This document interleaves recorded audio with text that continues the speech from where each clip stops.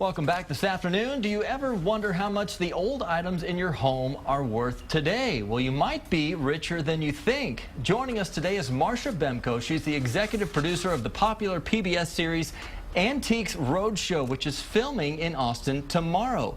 David Rago is one of the appraisers on the show to share some tips on finding maybe some vintage valuables. Thank you so much for being here. Great to be here. So the show is filming in Austin tomorrow. This is for the 19th season. It is. Of a hugely popular series. Talk about kind of the fascination with this show.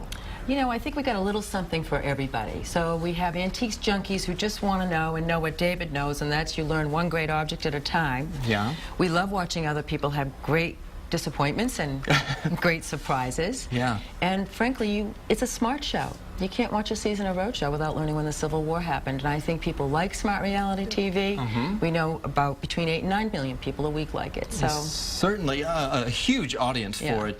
Kind of describe how it works for people. How it works, well, if you're coming to our event tomorrow, and if you are, you got tickets, over 15,000 people applied for them. Right. And you will come in, and let's say you get assigned to Pottery, where David's sitting tomorrow. You're going to come in, and David will tell you all about your piece of pottery that you brought in. He'll tell you what year it was made, who made it, everything he knows about it. Yeah. And that's the experience for most people. And then, unless David sees a pot that he really likes. Right. And so, David, you have to be an encyclopedia on years' worth of pottery and porcelain. What are you looking for? Well, I'm sort of a one-trick pony. My specialty is 20th century American pottery and porcelain. But what I really look for, and it doesn't translate that much on television, but a friend of mine called it social archaeology. Yeah. So by going into a town, we were in Birmingham last week. Right. I know that Germans settled Birmingham because of the amount of German porcelain and pottery that walked into the show. A disproportionate amount was German. And sometimes we'll go to a town and it's French. And other times it'll be American or Chinese porcelain like San Francisco. So that tells me a lot about the nature of the people who were there and how the town was settled. And speaking of different towns, you guys have been to several cities here in Texas, Dallas and Houston and San Antonio. How do the items differ even within Texas? You know, every show differs in that we're going to see about 5,000 people, about 10,000 objects. So it's all reality, and we're never going to see the same things twice. Right. But we will see a lot of Texana, things that come from Texas. It's a big state. It is our 10th time in the state. We'll still get a good crowd, and we'll still see things we've never seen before. Are there particular items that are rising in popularity? Because obviously the market value is going to rise and fall. Are there particular items that are popular right now?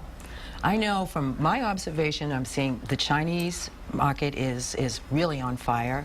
Modern furniture, and David would have the best answer to that question because he sells it every day. Well, what I remember last time I was in, I guess it was Dallas, an English Staffordshire earthenware chop plate came in. Mid-19th century chop plate, but it had a Texas scene on it.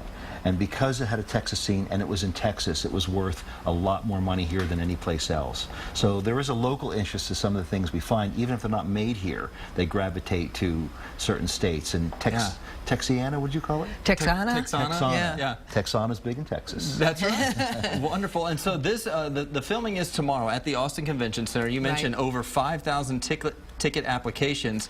There was a lottery system that went into this, so 6,000. It was over 15,000 people who applied. We give out 3,000 pairs. We know we'll see about 5,000 people tomorrow. Right, so it is sold out.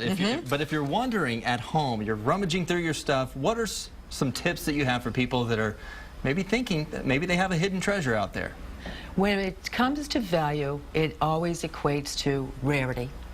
Even if whatever it is, it's going to be something rare. So if you have mass-produced items, don't go looking for great value there.